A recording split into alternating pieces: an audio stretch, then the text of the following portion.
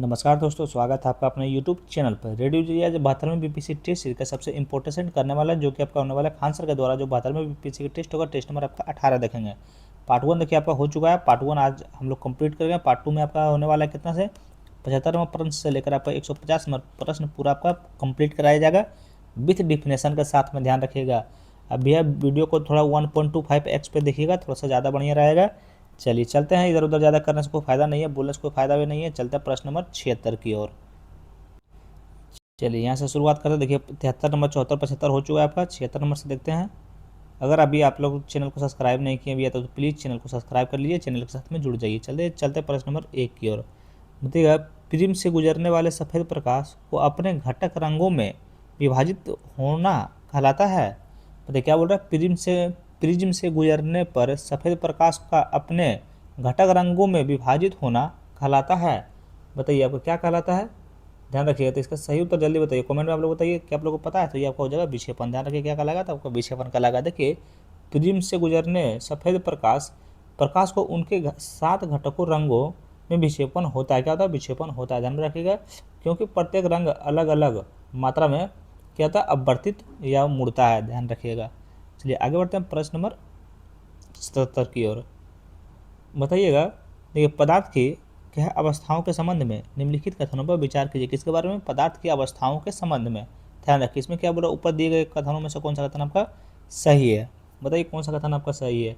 तो कथन 1 में आपका है, वाष्पीकरण से क्या ठंडक पैदा होती है, क्योंकि कण आसपास से ऊर्जा अवशोषित करते हैं। क्या कथन 1 आपका सही है। ध्यान रखिए कथन 1 आपका जो है बिल्कुल सही है। कथन 2 में आपका है, क्या नमी बढ़ने पर वाष्पीकरण की दर बढ़ जाती है। क्या कथन 2 सही है। तो ध्यान रखिए कथन 2 आपका बिल्कुल गलत है।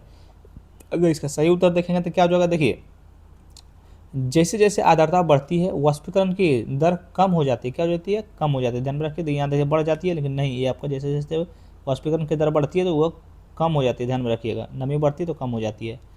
3 में देखिए है, गैसों के प्रसार तरल पदार्थों के प्रसार की तुलना में तेजी से होता है। क्या कथन 3 आपका सही है। ध्यान रखिएगा, तो कथन 3 आप लोग बताइएगा। तो इसका कथन 3 आपका बिल्कुल सही है। ध्यान रखिएगा, तो इसीलिए इसका सही उत्तर क्या हो जाएगा। देखिए पदार्थ के क्या अवस्थाओं के संबंध में कथन 1 और 3 आपका सही है। ध्यान रखिए, तो कौन सा ऑप्शन हो जाएगा, तो ऑप्शन सी आपका बिल्कुल सही उत्तर हो जाएगा। ध्यान रखिएगा। चलिए नेक्स्ट क्वेश्चन पर आते हैं।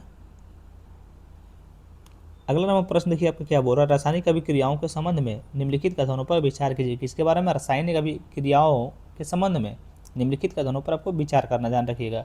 देखिए कथन 1 में आपका है, संयोजन अभिक्रिया में 2 या 2 से अधिक पदार्थों मिलकर एक एकल उत्पाद का निर्माण करते हैं। क्या कथन 1 आपका सही है। तो कथन 1 आपका बिल्कुल सही है। कथन 2 में है, ऊष्मादर किसी पदार्थ के अपघटक को ऊष्मीय अपघटक कहा जाता है।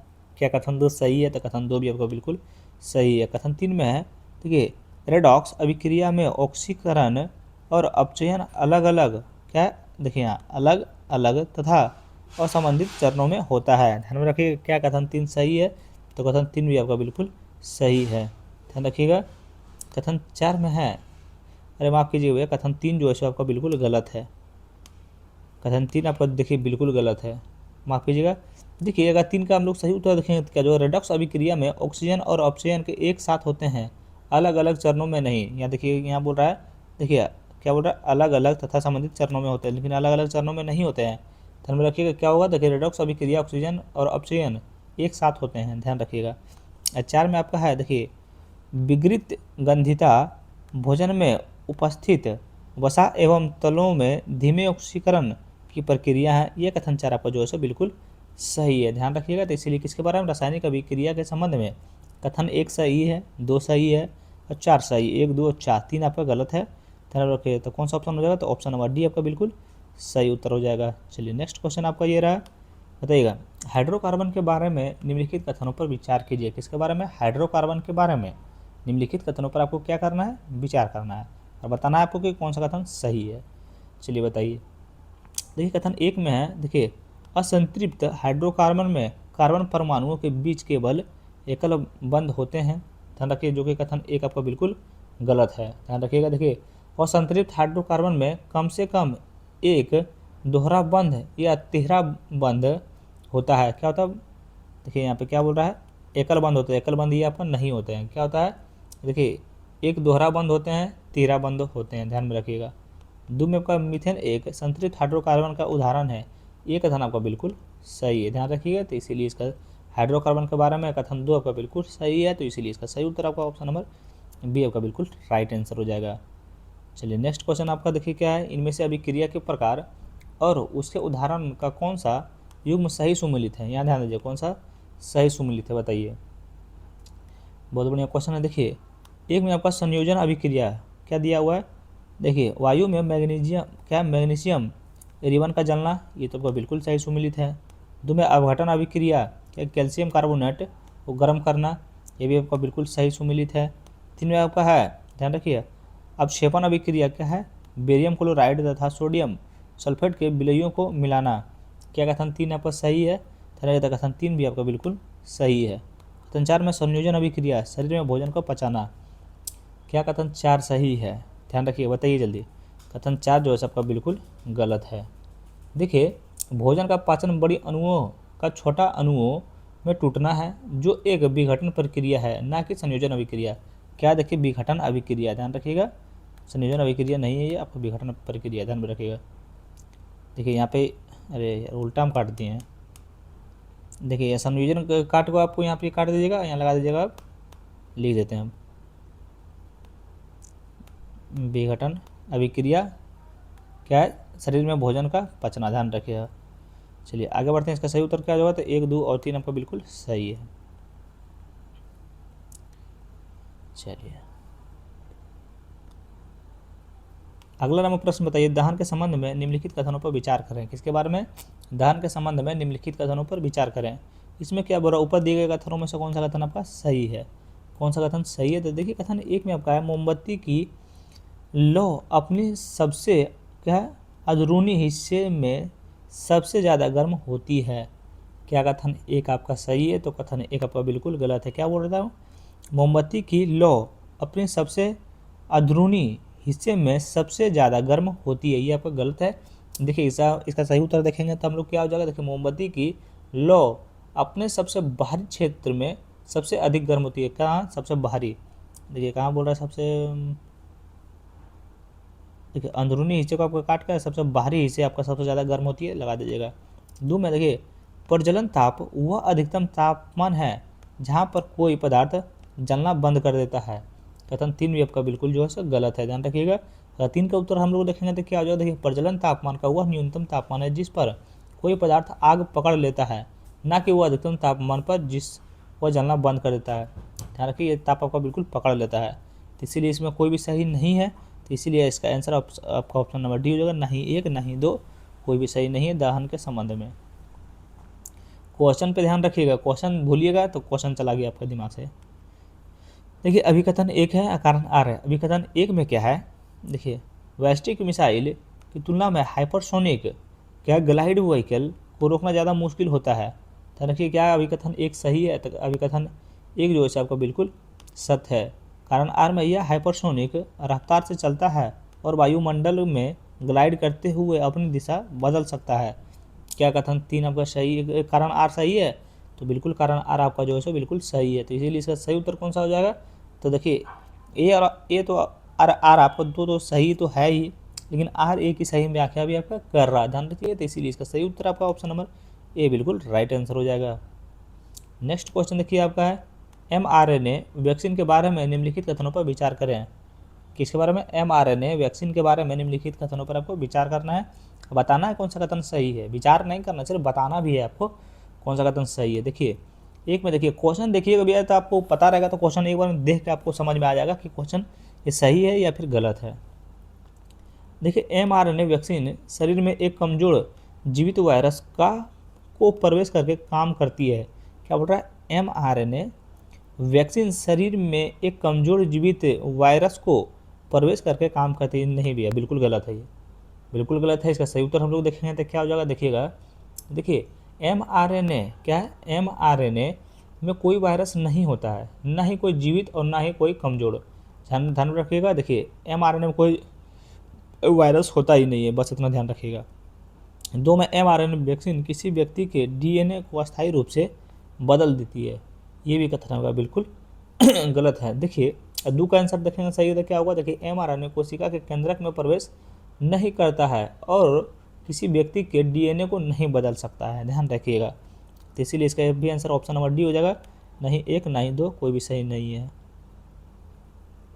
चलिए 84 नंबर प्रश्न बताइए, 3 डायमेंशनल बायोप्रिंटिंग ऐसी तकनीकी है जिसका इस्तेमाल करके किया जाता है, बताइए क्या बोल रहा है।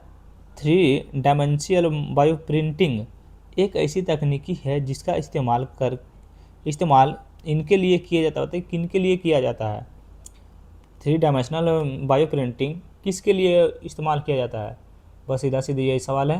तो ये आपका किया जाता है बायो इंक तौर पर क्या सेल्स का इस्तेमाल करके जीवित ट्यूब्स बनाना, ध्यान में रखिएगा। ऑप्शन नंबर बी है बिल्कुल सही तौर से क्या जगह बायो इंक तौर पर सेल्स का इस्तेमाल करके जीवित क्या टिश्यू बनाना, ध्यान में रखिएगा। तो ऑप्शन नंबर ए आपका बिल्कुल, ऑप्शन नंबर बी आपका बिल्कुल सही उत्तर हो जाएगा।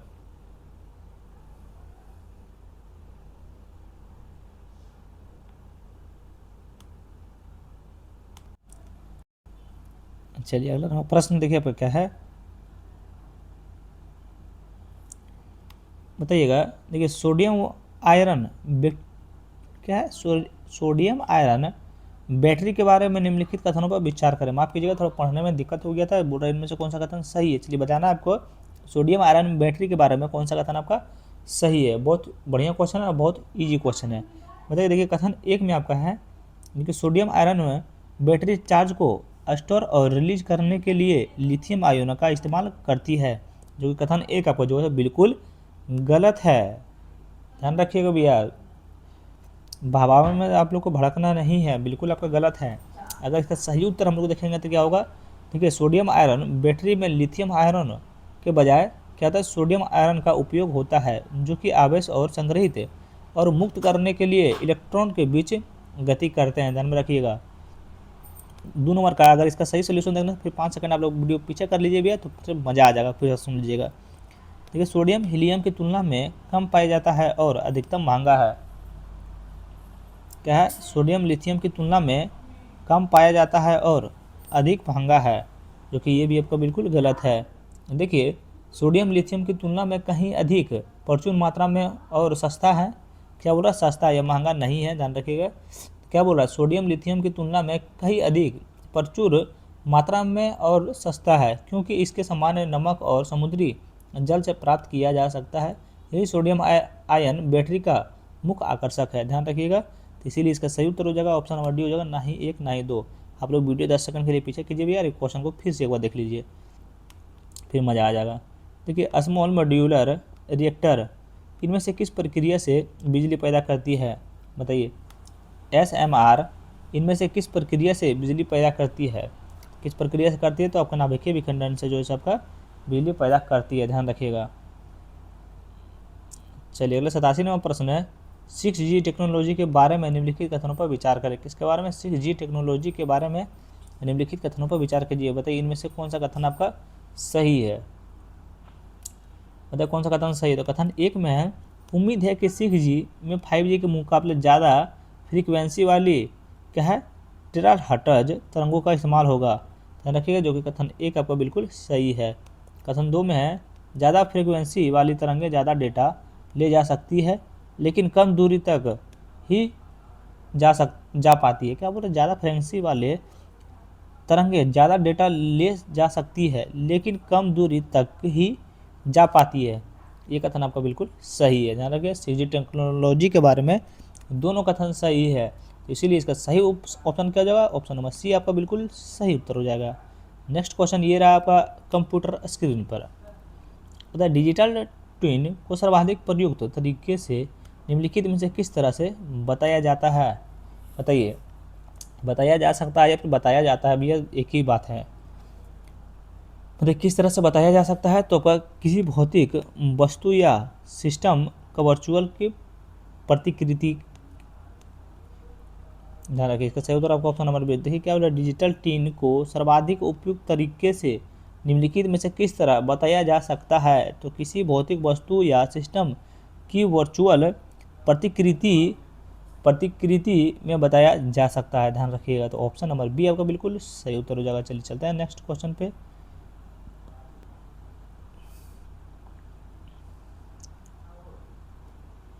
बताइए प्रश्न नंबर देखिए 89 क्या है। देखिए लीडर मुख्य रूप से किसका उपयोग करके वस्तुओं की दूरी निर्धारित करता है। मतलब लीडर मुख्य रूप से किसका उपयोग करके वस्तुओं की दूरी निर्धारित करता है। तो ये आपका देखिए लेजर प्रकाश के फील्ड्स के कारण आपका निर्धारित करता है, ध्यान में रखिए। देखिए इसके बारे में थोड़ा सा हम लोग जानते हैं बढ़िया से। देखिए लीडर क्या है, लीडार आपका क्या है, लीडार है ये, लीडर नहीं है, लीडार। देखिए लीडार आपका क्या है, देखिए लेजर प्रकाश के तरंगों भेजकर और परावर्तित तरंगों को आपस में लाने, अरे क्या लिखा हुआ है यार ये, ना भी चाय नहीं पियेंगे, चाय भी रख दो ना।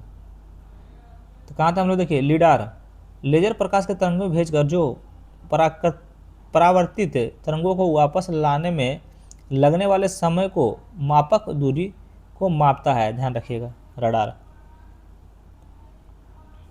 चलिए नेक्स्ट क्वेश्चन आपका है क्वांटम डॉट को सबसे अच्छे तरीके से किस तरह का उल्लेख किया जा सकता है। क्या क्वांटम डॉट्स को सबसे अच्छे तरीके से किस तरह उल्लेख किया जा सकता है।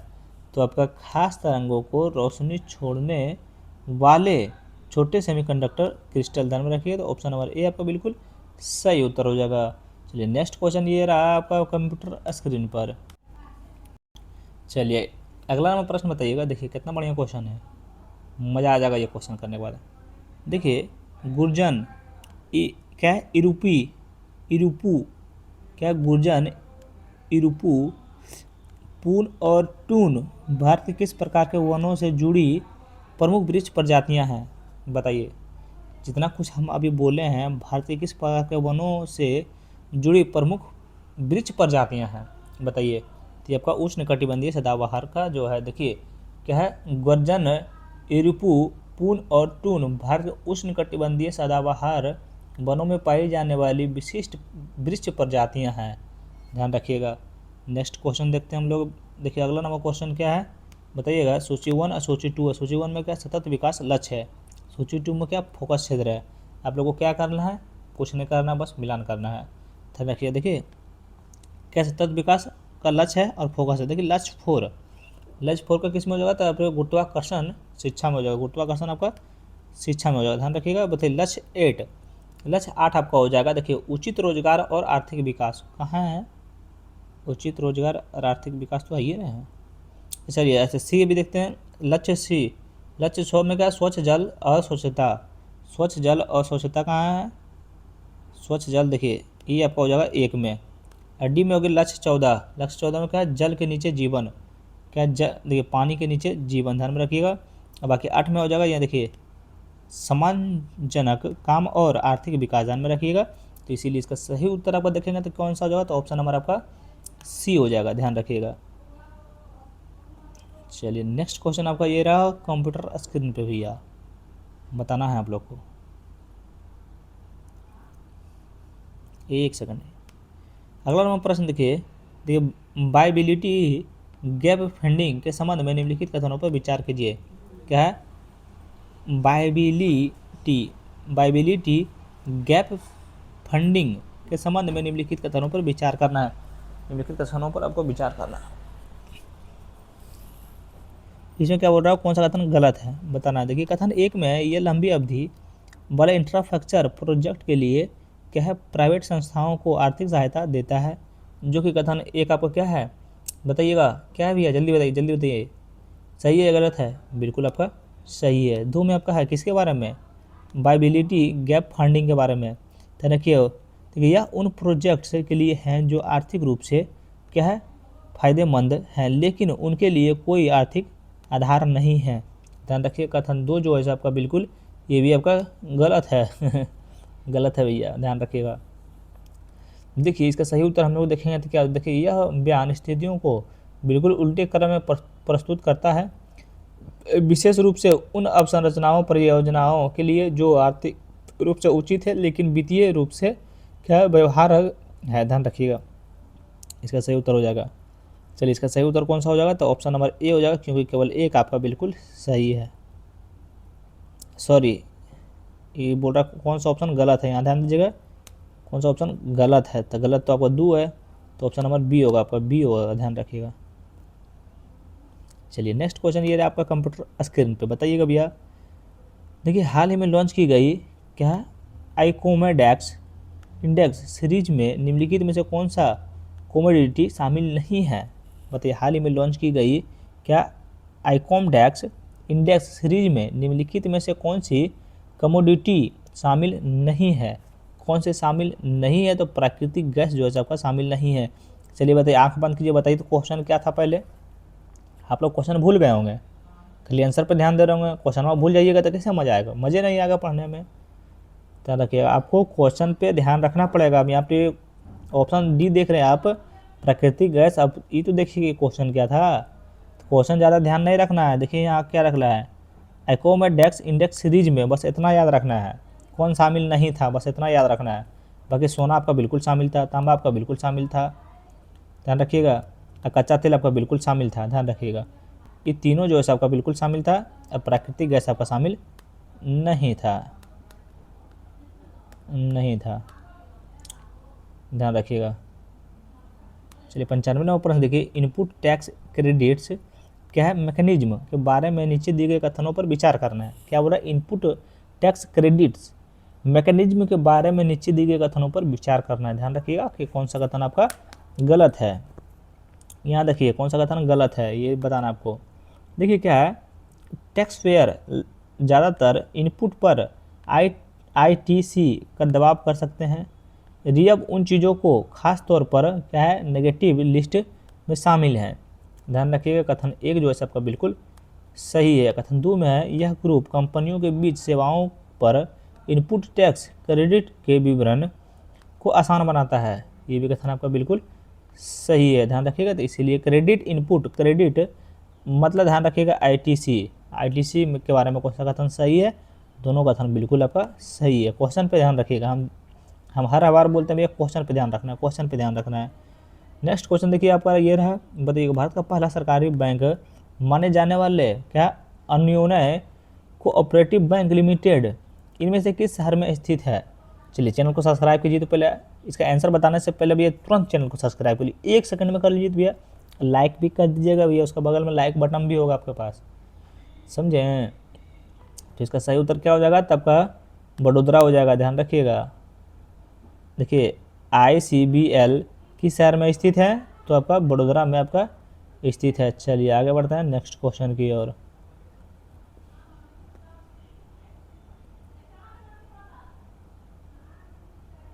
चलिए 97वां प्रश्न बताइएगा। देखिए राष्ट्रीय IPR नीति के संबंध में निम्नलिखित कथनों पर विचार करना है। किसके बारे में, राष्ट्रीय IPR नीति के संबंध में कौन सा कथन आपका सही है। देखिए IPR के संबंध में देखिए कथन एक में आपका है, ध्यान रखिए। देखिए इसका मकसद क्या है, बौद्धिक संपदा को विभिन्न रूपों के बीच क्या तालमेल बनाना है। ध्यान रखिए कथन एक तो आपका बिल्कुल सही है। कथन दो में, यह कार्बनियम और समीक्षा क्या है, कार्बनियम और समीक्षा के लिए एक संस्थागत तंत्र प्रदान करता है। कथन दो भी आपको बिल्कुल सही है। कथन तीन में है, इसका मकसद मौजूदा बौद्धिक संपदा को कानून की जगह एकीकृत कानून बनाना है, जो कि कथन तीन आपका बिल्कुल गलत है। ध्यान रखिए बिल्कुल गलत है। IPR की नीति के संबंध में कथन एक और दो आपका बिल्कुल सही है। ध्यान रखिए कथन एक और दो सही है, तो कौन सा ऑप्शन हो जाएगा, चलिए बताइए कौन सा ऑप्शन होगा। एक और दो आपका बिल्कुल सही है, तो कौन सा ऑप्शन इसका सही आंसर होगा बताइए। आपको इतना भी पता नहीं है, तो ऑप्शन नंबर ए आपका बिल्कुल सही। थोड़ा जो यार मस्ती कर रहे हैं भैया, समझिएगा थोड़ा सा। देखिए अगला नंबर प्रश्न, इनमें से कौन सा फेमा व्यापक दायरे में नहीं आता है।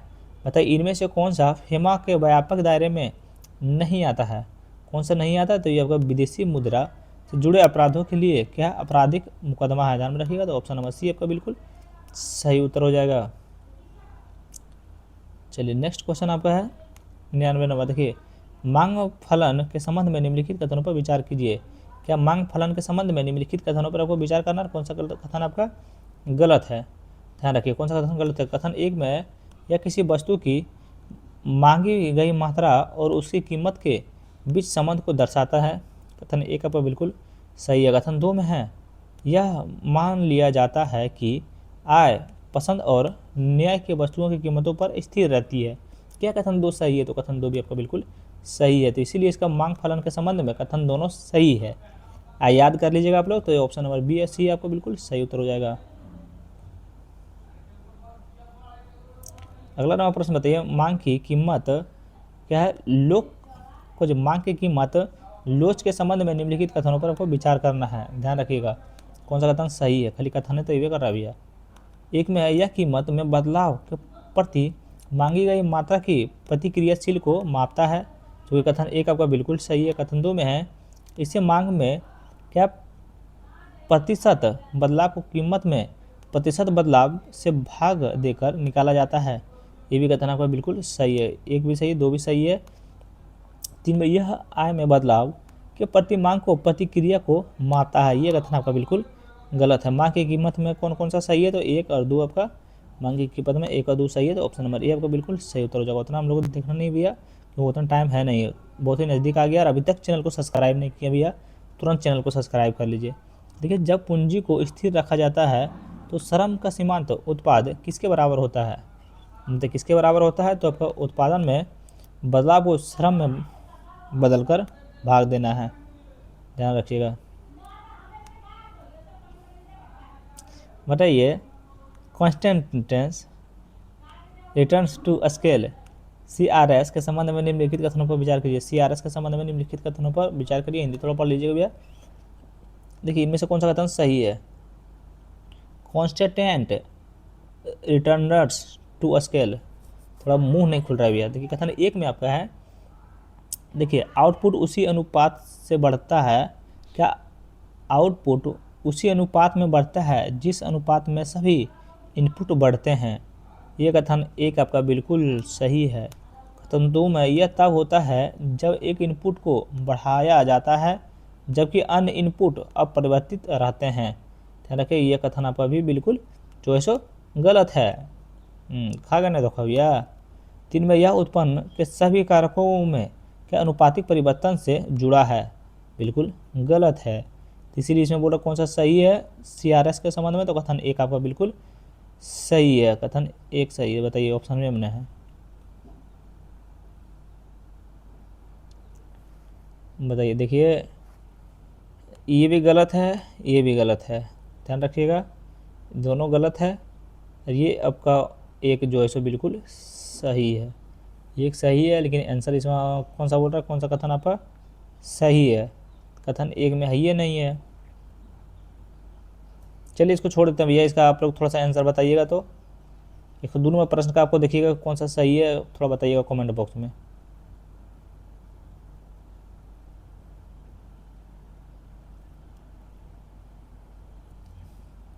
यार 103वां प्रश्न है, आर्थिक सर्वेक्षण 2025-26 के संबंध में निम्नलिखित कथनों पर विचार करना है। क्या बोला? आर्थिक सर्वेक्षण 2025 और 26 के संबंध में निम्नलिखित कथनों पर विचार करना है। इसमें कौन सा कथन आपका सही है? यहाँ पे ध्यान दीजिएगा। देखिए, कथन एक में, सर्विस टैक्स विकास का मूल्य इंजन बना हुआ है और वित्त वर्ष 2026 की पहली क्या छमाही में नोमिकल GDP की हिस्सेदारी में बढ़कर 53.6% हो गई है, जो कि कथन एक जो है सो आपका बिल्कुल जो है सो सही है। कथन दो में है, महामारी से पहले के समय में GDP का 2.7% रहने वाली प्रभावी पूंजीगत व्यय और वित्त वर्ष 2025 में बढ़कर 4.4% हो गया है, ये भी कथन आपका बिल्कुल सही है। कथन तीन में है, वित्त वर्ष 2026 में राजकोषीय घाटा घटकर क्या है GDP का 4.4% रहने का अनुमान है, ये भी कथन आपका बिल्कुल सही है। बताइए, क्वेश्चन क्या था? आर्थिक सर्वेक्षण 2025-26 के संबंध में तीनों कथन आपका जो है सो बिल्कुल सही है, ध्यान रखिएगा। तो इसीलिए इसका सही उत्तर आपका ऑप्शन नंबर डी बिल्कुल सही उत्तर हो जाएगा। मम्मी चाय ला के देंगे चाय। बजट 2026-27 के संबंध में निम्नलिखित कथनों पर विचार कीजिए। इसमें कौन सा कथन आपका गलत है? बताइए। बजट 2026-27 के संबंध में निम्नलिखित कथनों पर विचार करना, ध्यान रखिएगा। तो ये कथन एक में, बजट अनुमान 2026-27 में राजकोषीय घाटा का क्या GDP का 4.3% रहने का अनुमान है, जो कि कथन एक आपका बिल्कुल सही है। कथन दो में, केंद्र की शुद्ध कर प्राप्तियाँ 28.7 लाख करोड़ रहने का अनुमान है, ये भी कथन आपका बिल्कुल सही है, ध्यान रखिए। इसीलिए बजट 2026-27 के संबंध में दोनों कथन सही है, तो इसीलिए ऑप्शन नंबर सी बिल्कुल आपका सही उत्तर हो जाएगा। मतलब बायो फार्मा शक्ति पहल के संबंध में निम्नलिखित कथनों पर विचार कीजिए। किसके बारे में? बायो फार्मा शक्ति पहल के संबंध में कौन सा कथन आपका सही है? कथन एक में आपका है, देखिए इसे स्वास्थ्य और क्या है, इसे स्वास्थ्य और परिवार कल्याण के मंत्रालय ने राष्ट्रीय स्वास्थ्य मिशन के तहत पेश किया था, जो कि गलत है।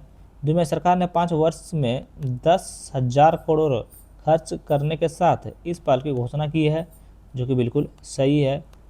अगला है शुरुआती चरण में क्या फंडिंग और इक्विटी सहायता के जरिए स्टार्टअप और इंडस्ट्री का सपोर्ट करता है, ये भी कथन आपका बिल्कुल सही है, ध्यान रखिएगा। तो इसलिए इसका सही उत्तर हो जाएगा आपका 2 और 3 आपका बिल्कुल सही है। किसके बारे में? क्वेश्चन क्या था? बायो फार्मा शक्ति पहल के संबंध में, ध्यान रखिएगा। अगला नाम अपन देखिए पोषक तत्व और रोग है। बताइए क्या कर रहा है? सही उत्तर चुनने के लिए बोल रहा है, मिलान करना है। बहुत बड़ा क्वेश्चन है। देखिए ए में विटामिन B1 पोषक तत्व है, कौन सा रोग से होता है बताइए? विटामिन B1 ये आपका हो जाएगा बेरी, ये आपका 2 में हो जाएगा, ध्यान रखिएगा। विटामिन C आपका हो जाएगा, ध्यान रखिएगा। देखिए स्कर्वी, विटामिन C का स्कर्वी। देखिए विटामिन D आपका हो जाएगा रिकेट्स, विटामिन D हो जाएगा रिकेट्स। और लोहा आपका हो जाएगा, बच गया तो बच गया एनीमिया, ध्यान रखिएगा। तो इसीलिए इसका सही उत्तर आपका कौन सा हो जाएगा? तो ऑप्शन नंबर आपका क्या हो जाएगा? डी हो जाएगा, ध्यान रखिएगा। बताइए अंग और उसके प्रकार के निम्नलिखित युग्मों पर विचार कीजिए। देखिए कौन सा कितने सुमिलित है बताना है, कितने सुमिलित हैं। देखिए एक में आपका है, देखिए क्या है, इंसान और बेल का अग्रपाद क्या है?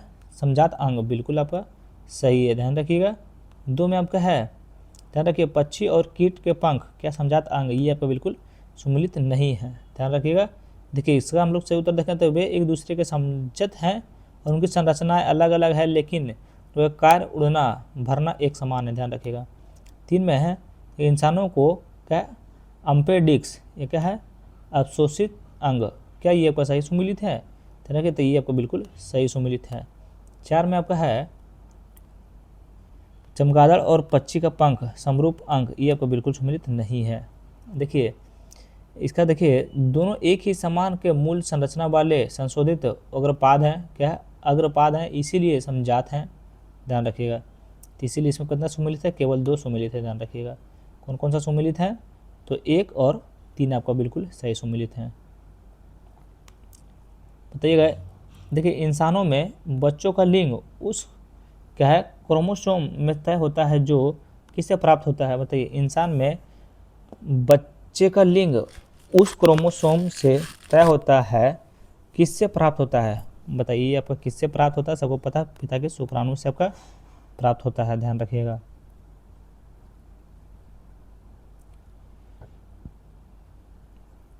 अगला नंबर प्रश्न बताइए सूक्ष्म जीवों के संबंध में निम्नलिखित कथनों पर विचार करना। किसके बारे में? सूक्ष्म जीवों के संबंध में कौन सा कथन आपका सही है? बताइए कौन सा कथन सही है। तो देखिए कथन एक में देखिए लैक्टोबैसिलस बैक्टीरिया दूध को दही जमाने में बदल देते हैं, क्या है? लैक्टोबैसिलस बैक्टीरिया, जो कि आपका बिल्कुल सही है, ध्यान रखिए, बिल्कुल आपका सही है। 2 में ईस्ट का इस्तेमाल बड़े पैमाने पर शराब बनाने में होता है, जो कि बिल्कुल सही है। किसके बारे में? सूक्ष्मजीवी के संबंध में, ध्यान रखिए 1 और 2 तो अभी तक सही है। 3 में एंटीबायोटिक पेनिसिलिन एक बैक्टीरियल मिसाइल है, ये बिल्कुल आपका गलत है। 4 में आपका क्या है? जड़ों की गांठों में कुछ बैक्टीरिया हवा में मौजूद नाइट्रोजन की स्थिरीकरण करते हैं, ये कथन आपका बिल्कुल सही है। इसीलिए ऑप्शन नंबर सी आपका बिल्कुल सही उत्तर जो होगा सूक्ष्मजीवों के संबंध में कथन 1, 2 और 4 आपका बिल्कुल सही है। अगला नंबर प्रश्न गुरुत्वाकर्षण की दिशा के अनुसार पौधों को किसी भाग में वृद्धि को क्या कहते हैं? बताइए गुरुत्वाकर्षण की दिशा को क्या गुरुत्वाकर्षण की दिशा के अनुसार पौधे के किसी भाग की वृद्धि को क्या कहते हैं? बताइए क्या कहते हैं? बताइए। तो ये आपका कहते हैं, ध्यान रखिएगा, जियोट्रोपिज्म कहते हैं, ध्यान रखिएगा। कैबिनेट समितियों के संबंध में निम्नलिखित कथनों पर विचार करना है। इसमें बोला ऊपर दिए कथनों में से कौन सा कथन आपका सही है? बताइए कौन सा कथन सही है? तो कथन 1 में इसका उल्लेख भारत के संविधान में है, क्या कथन 1 आपका सही है? कथन 1 आपको बिल्कुल गलत है, ध्यान रखिएगा। देखिए मंत्रिमंडल समिति संविधान से क्या इतर होती है, इन्हें सरकार द्वारा अपने कामकाज के संचालन के लिए बनाए गए रूल्स ऑफ बिजनेस के तहत गठित किया जाता है। ध्यान रखिएगा। कथन 2 में है इन्हें समय की जरूरतों के अनुसार प्रधानमंत्री द्वारा गठित किया जाता है। ये कथन आपका बिल्कुल सही है, तो इसीलिए इसका सही उत्तर आपका ऑप्शन नंबर बी हो जाएगा। केवल 2 आपका बिल्कुल सही है। 112 नंबर पर देखिए, सूचना आयोग के संबंध में निम्नलिखित कथनों पर विचार करना। किसके बारे में? सूचना आयोग के संबंध में। ध्यान रखिए इसमें क्या बोल रहा है, कौन सा कथन सही है। कथन 1 में है राज्य मूल संरचना आयुक्त की नियुक्ति भारत के राष्ट्रपति द्वारा किया जाता है। क्या कथन 1 आपका सही है? ध्यान रखिएगा, कथन 1 आपका जो है बिल्कुल गलत है।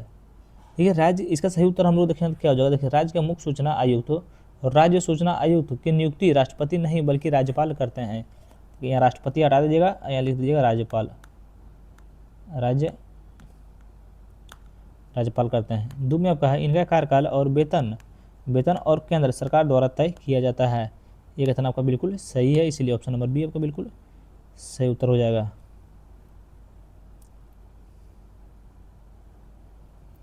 153 नंबर प्रश्न देखिए, राजनीतिक दलों के पंजीकरण और मान्यता के संबंध में निम्नलिखित कथनों पर विचार कीजिए। किसके बारे में?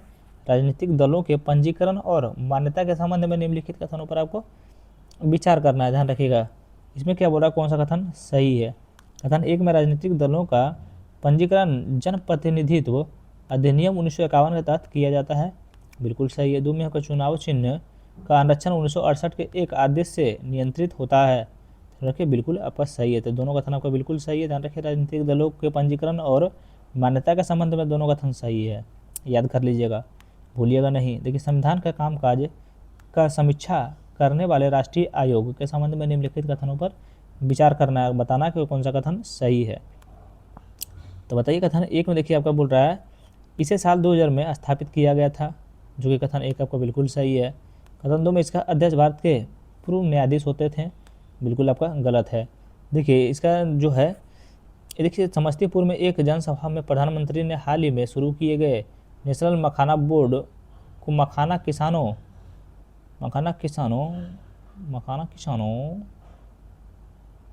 एक सही है। अरे भैया माफ़ कीजिएगा थोड़ा सा। कथन 2 भी आपका बिल्कुल सही है। ध्यान रखिए कथन 1 और 2 आपका बिल्कुल सही है। माफ़ कीजिएगा थोड़ा मिस्टेक हो गया, तो इसीलिए ऑप्शन नंबर सी हो जाएगा। 1 और 2 आपका दोनों सही है। नेक्स्ट क्वेश्चन देखिए आपका है मखाने के बारे में निम्नलिखित कथनों पर विचार कीजिए। हम सोचा मखाना उसमें कैसे पढ़ रहे हैं हम, इसमें और बताना कि कौन सा कथन सही है।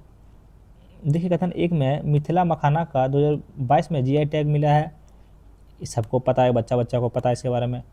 2 है आपका दुनिया भर में मखाने के कुल मांग का 100% हिस्सा भारत से पूरा होता है। ये वास्तव से बात है भैया कि भारत से 100% से तो नहीं होता होगा। 3 में आपका है भारत का कुल मखाना का उत्पादन बिहार का हिस्सा 90% है। ये आपका बिल्कुल सही है, ध्यान रखिएगा। तो इसीलिए 1 का 3 सही है, तो 1 का 3 आपका ऑप्शन नंबर सी का बिल्कुल सही उत्तर हो जाएगा मखाने के बारे में। बताइए किसान क्रेडिट कार्ड योजना आधिकारिक रूप से कब शुरू हुई है? अगस्त 1998 में हुआ है।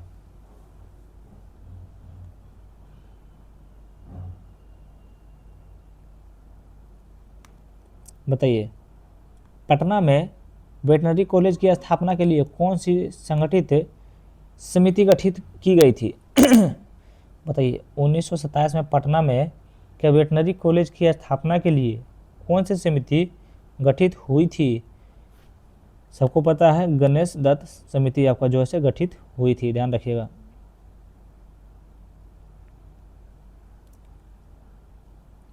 चलिए अगला प्रश्न बताइए। अभिकथन 1 है कारण आ रहा है बिहार में कृषि क्या जोनिंग में जलवायु और मिट्टी के स्वतंत्र कारक हैं, जो कि कथन 1 जो है आपका बिल्कुल गलत है, ध्यान रखिएगा। कथन 2 में आपका है कारण आर में है कृषि जलवायु क्षेत्रों को बारिश, तापमान, जमीन की बनावट और मिट्टी की विशेषताओं के आधार पर तय किया जाता है। ये कथन आपका जो है बिल्कुल सही है, ध्यान रखिएगा। तो ये गलत है लेकिन आर सही है, ध्यान रखिएगा। थोड़ा सा यहाँ स्पीड में निकलना पड़ेगा भैया, अभी तक खाना न बनाए, खाना जाकर बनाएंगे। मैंने बिहार में गंगा नदी किन किन जिलों से होकर गुजरती है यार? अभी तक चैनल को सब्सक्राइब नहीं किए भैया तो प्लीज़ चैनल को सब्सक्राइब कर लीजिए। बताइए किन किन राज्यों से आपका गुजरती है गंगा नदी? ध्यान रखिएगा इस चीज़ को। देखिए किन किन राज्यों से होकर गुजरती है, एक सेकंड रुक जाइए, देख लेने दीजिए कौन कौन राज्य से आपका गुजरती है। देखिए, गंगा नदी बिहार की सबसे महत्वपूर्ण नदी है जो राज्य के अलग अलग बिहार के अलावा दक्षिण भारत में प्रदेश करती है। जैसे देखिए, पटना से गुजरती है, मुंगेर से गुजरती है, मुंगेर इसमें नहीं है, भागलपुर है नहीं है, कहलगांव है नहीं है, शहरी गुजरती है। तो इसका क्या आंसर हो जाएगा? 1, 3 और 5। ऑप्शन नंबर सी हो गया भैया, आप लोग समझ लीजिएगा। थोड़ा देखिए जूम आउट करके समझाते हैं। देखिए, 1 आपका भोजपुर से गुजरती है, ध्यान रखिएगा। 3 आपका बेगूसराय से गुजरती है, 5 आपका समस्तीपुर से गुजरती है, 7 आपका लखीसराय से गुजरती है, 8 आपका वैशाली से गुजरती है। पूर्णिया, नालंदा और बांका से आपका नहीं गुजरती है, ध्यान रखिएगा।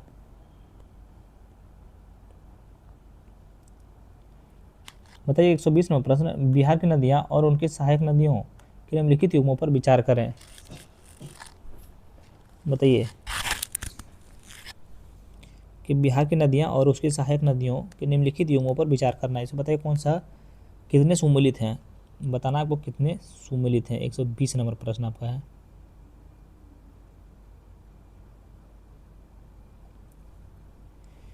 देखिए, 1 में अजय नदी क्या जयंती और तुमुनी, बिल्कुल सही सुमेलित। 2 में कर्मनाशा क्या चंद्रभागा और दुर्गावती, बिल्कुल सही सुमेलित हैं। डी में पुनपुन क्या क्या धारदा और मोहरर, बिल्कुल सही सुमेलित है। डी में आपका कोसी का फरियानी और मेघनाधार, बिल्कुल आपका सही सुमेलित है। इसमें चारों जो है आपका बिल्कुल बिहार की नदियाँ और उनके सहायक नदियाँ से बिल्कुल सही सुमेलित है, इसीलिए इसका सही उत्तर आपका ऑप्शन नंबर डी होगा। चारों युग्म आपका बिल्कुल सुमेलित हैं, ध्यान रखिएगा। देखिए, कवरताल झील कहाँ स्थित है? कवरताल झील आपका मंझौर और बेगूसराय जिला में स्थित है, ध्यान रखिएगा। बताइए, अभिकथन 1 है, कारण आर है, ध्यान रखिएगा। कि अभिकथन 1 में क्या है, दक्षिण पश्चिम जलोढ़ मैदान की तुलना में उत्तर पूर्व जलोढ़ मैदान में बाढ़ का खतरा कम है, जो कि कथन 1 आपका बिल्कुल सही है। कारण आर में सभी कृषि जलवायु क्षेत्र में उत्तर पूर्वी जलोढ़ मैदान में सबसे अधिक वर्षा होती है, जो कि कारण आर बिल्कुल आपका गलत है, ध्यान रखिएगा। तो इसीलिए इसका सही उत्तर आपका क्या हो जाएगा? तो ए सही है, आर गलत है, यानी ऑप्शन नंबर सी आपका बिल्कुल सही उत्तर हो जाएगा। ये गलत है, आर सही है। ए गलत है, आर सही है। ये सही था, ए गलत है, आर सही है, ठीक है। चलिए 123 नंबर देखिए, बिहार आर्थिक सर्वेक्षण 2025-26 के अनुसार 2024-25 में बिहार का प्रति व्यक्ति ऊर्जा खपत कितनी है? बताइए, प्रति व्यक्ति ऊर्जा खपत आपका कितनी है? तो ये आपका 374 किलोवाट घंटा है, ध्यान रखिएगा, प्रति व्यक्ति खपत। वन लाइनर भी देखिए, उसमें जानिए रहे ऊपर में कितना मेहनत लगा था। वन लाइनर को कम से कम एक बार में लेकर निकल जाइए। जनगणना के संबंध में निम्नलिखित कथनों पर विचार करना है और बताना कि कौन सा कथन सही नहीं है। इसमें जनगणना के संबंध में कथन 1 में जनगणना 2027 में 2 चरणों में की जाएगी, जो कि बिल्कुल सही है। 2 में जनगणना के तहत जनगणना के पहले चरण में आबादी का प्रजनन क्षमता, शिक्षा और सांस्कृतिक विशेषताओं और प्रवास से जुड़ी जानकारी इकट्ठा की जाती है, जो कि बिल्कुल आपका क्या है, गलत है, ध्यान रखिए। तो इसीलिए इसका सही उत्तर जनगणना के संबंध में कथन 1 आपका बिल्कुल सही उत्तर हो जाएगा।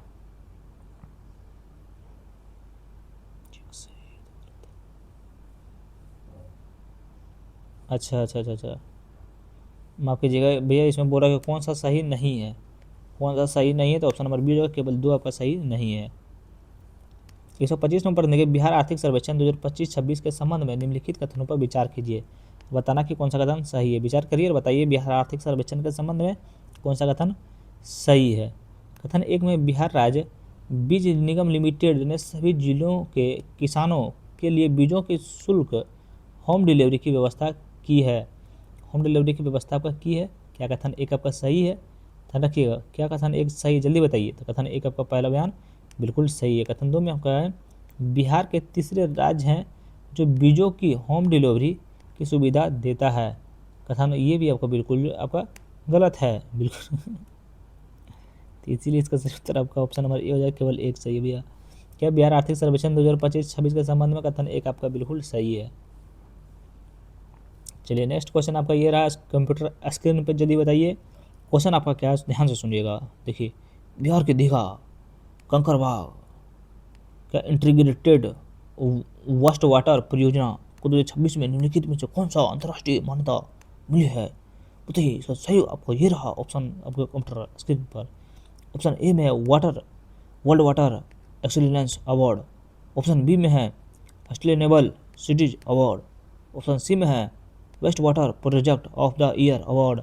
ऑप्शन डी में है global gas sanitation innovation award. क्या आप लाइफ लाइन लेना चाहते हैं? एक अपना पब्लिक से पूछ सकते हैं, एक आपका है दोस्तों से पूछ सकते हैं, एक है या हमसे आंसर ले सकते हैं, या फिर 3 आप अपना किसी जान पहचान से पूछ सकते हैं। बताइए। ऑप्शन सी आप हमसे आंसर लेना चाहते हैं? चलिए बिल्कुल हम बताते हैं। तो इसका सही उत्तर आपका हो जाएगा क्या है, waste water project of the year award. है ना कि आप जीत चुके हैं 7 करोड़ रुपया। चलिए अभिकथन 1 है, कारण आर है। अभिकथन 1 में जॉन IIB जॉन द्वितीय की तुलना में सूखे की चपेट में ज़्यादा आता है।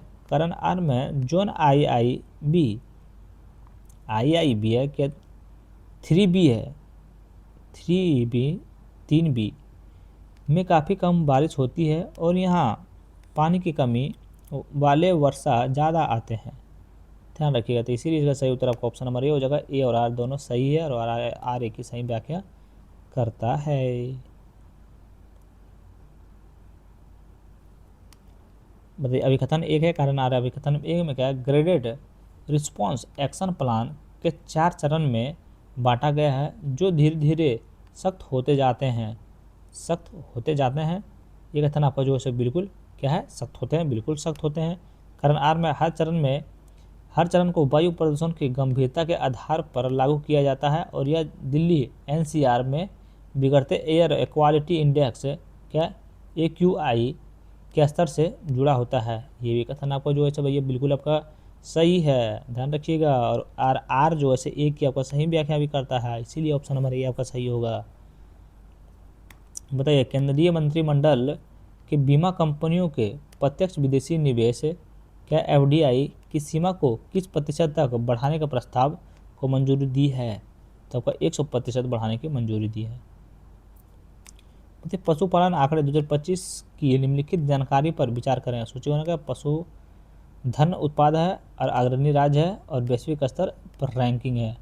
ध्यान रखिए इसमें क्या बोल रहा है, ऊपर दी गई पंक्तियों में से कितने जानवर की सही सुमिलित हैं? बताइए कितने सही सुमिलित हैं? तो 130 नंबर प्रश्न है ना। इसका आंसर हम क्या लिखे हैं, देखिए दूध उत्पादन,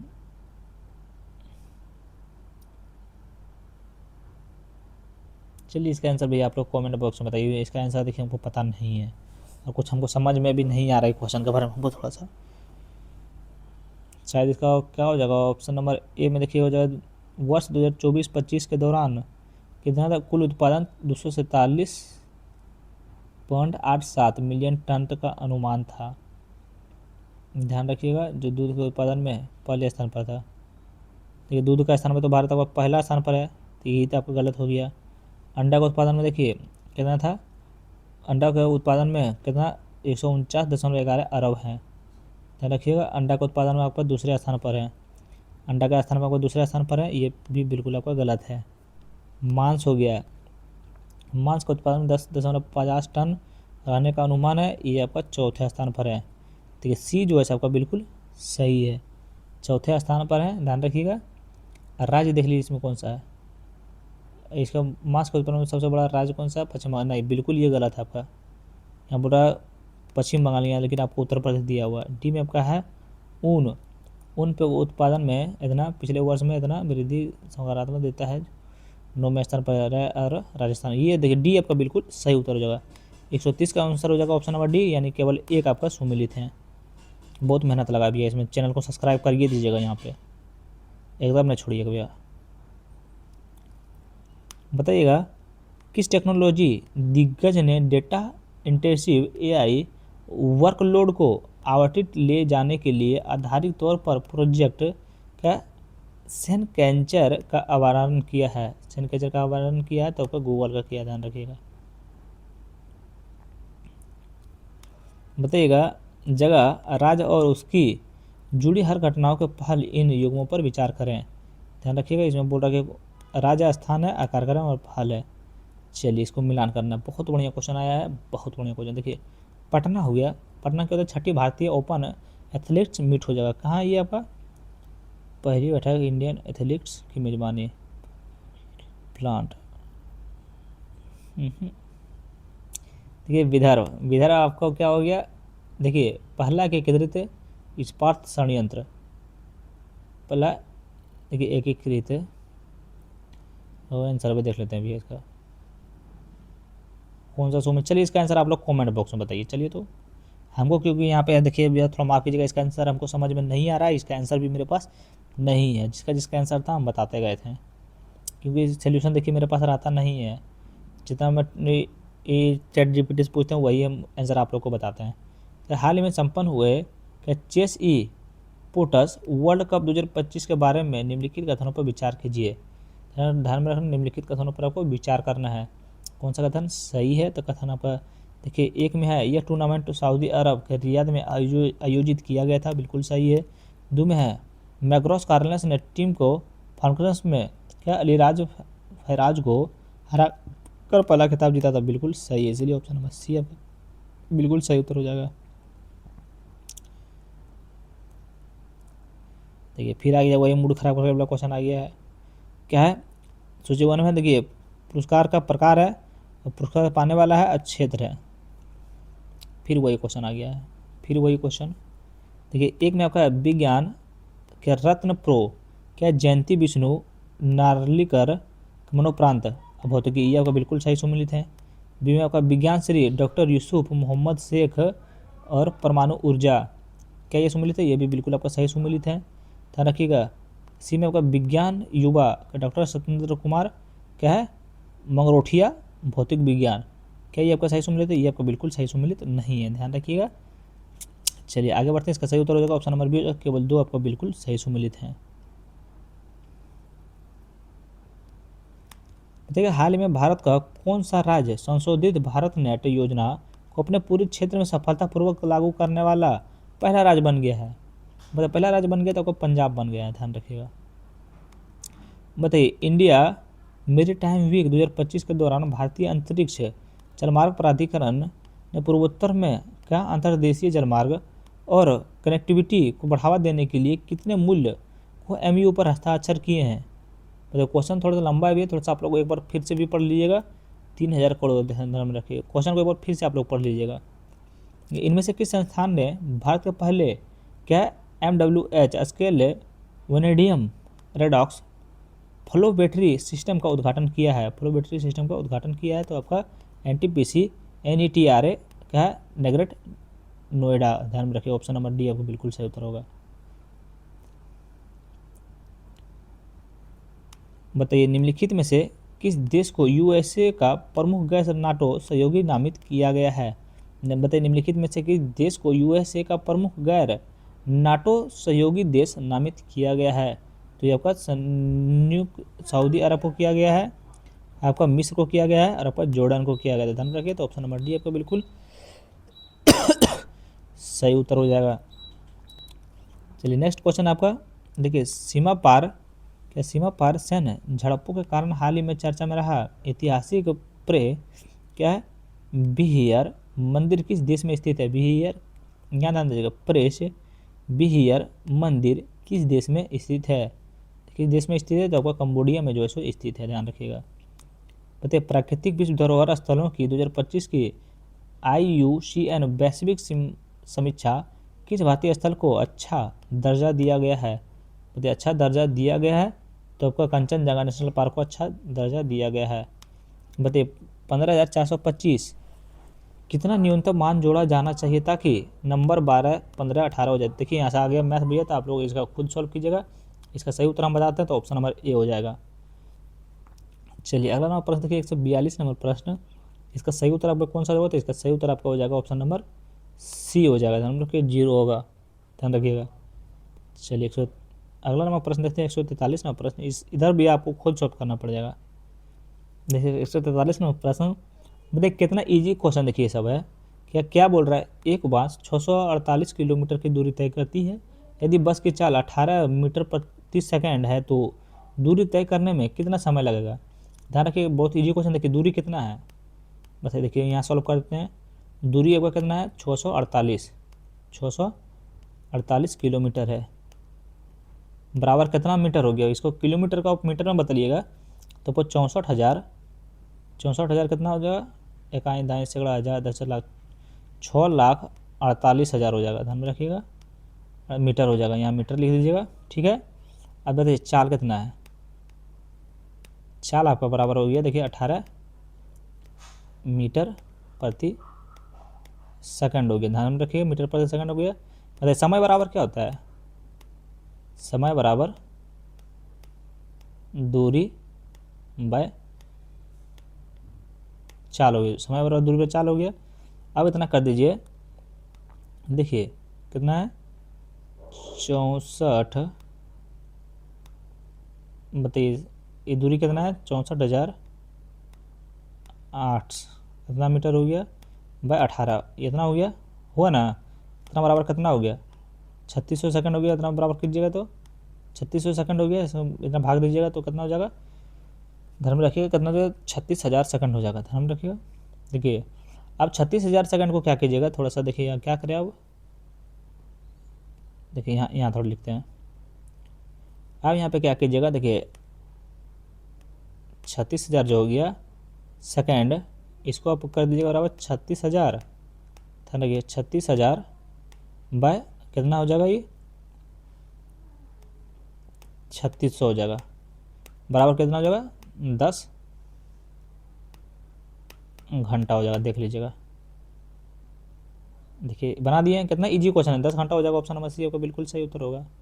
इसे इजी क्वेश्चन अभी हम बनाते हैं यहाँ पे नहीं है, नहीं तो बहुत इजी क्वेश्चन है।